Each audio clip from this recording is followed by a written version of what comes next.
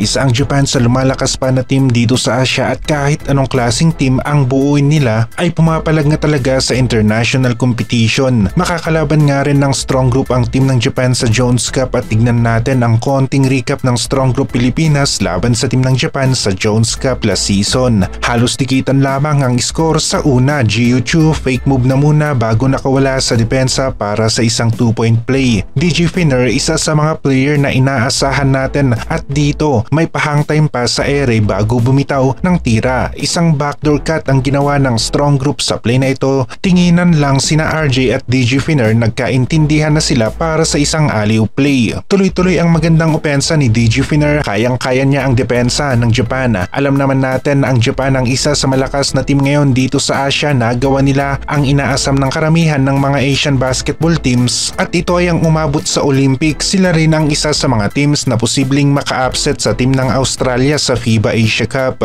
Kitang-kita ang kalamangan ng strong group kontra sa team ng Japan last season. Maganda ang pwestuhan ng strong group sa kanilang opensa. Nahahanap nila ang open na spot para sa magandang tira. Panalo ang strong group kontra sa team ng Japan last season sa game na ito at ang format nga ng laro sa Jones Cup, single round robin at top 1 at top 2 ang magkaharap o maglalaban sa finals. National basketball team ng Japan, nakita natin na nakikipag-compete ang mga ito sa international level. Netherlands ang kanilang kalaban sa araw na ito. Sila ang nakakalamang sa mga oras na ito ng laro. Naghahanda na ang Japan para sa FIBA Asia Cup at sunod-sunod ang kanilang laro. Tinitesting na nila sa aktual na game ang kanilang pinag-insayuhan kung gagana ba ito, habang ang Gilas naman mas maaga ang naging preparasyon. Ginamit nila ang third window ng qualifiers para sa adjustment. Kahit puro talo ang Gilas sa third window ng qualifiers, babad naman sa laro ang mga players na kagaya ni AG Edo na hindi gaanong nakapaglaro sa sistema ni Coach Tim at dahil nga sa babad siya sa laro noong third window ng qualifiers ay mas handa na ito sa FIBA Asia Cup.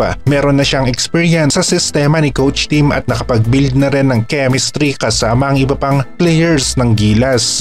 Nabanggit rin ni Coach Tim na talagang ginamit nila sa preparasyon para sa FIBA Asia Cup ang third window ng qualifiers. Makakaasa naman tayo sa mas magandang laro ng Gilas sa FIBA Asia Cup. Mas tataas ang intensity ng kanilang laro. Gusto nilang manalo para may angat ang level at antas ng Philippine basketball. Pumalag naman ang ating Gilas Women's National Basketball Team kontra sa team ng Japan. Naging dikitan ang score ng laro. Hindi hinayaan ng Gilas natin na makalayo sa score ang Japan sa first half, pero napagod nga rin at kinapos ang ating team. Hindi ganon kalalim ang ating bench kaya naman take over ang Japan sa second half. Dito na sila nagsimulang makalamang ng malaki-laki. May kakayahan ng Gilas natin na sumabay laban sa malalakas na teams. Yun nga lang, hindi nila na-maintain ang malakas nilang laro hanggang sa huli. Dala na rin ng pagod at hindi nga ganon kalalim na bench. Ja Morant sa Pilipinas inaabangan na ng karamihan at hindi naman magpapahuli ang mga Pinoy pagdating sa pagiging isang shooting guard. Marami rin tayong dekalidad na mga shooting guard at alam naman natin na magaling rin na shooting guard itong si Ja Morant. Ilang ulit rin na napabalita dahil sa pagiging isangang magaling na shooting guard, palaging maganda ang forma na kaasinta sa kanyang kabantayan.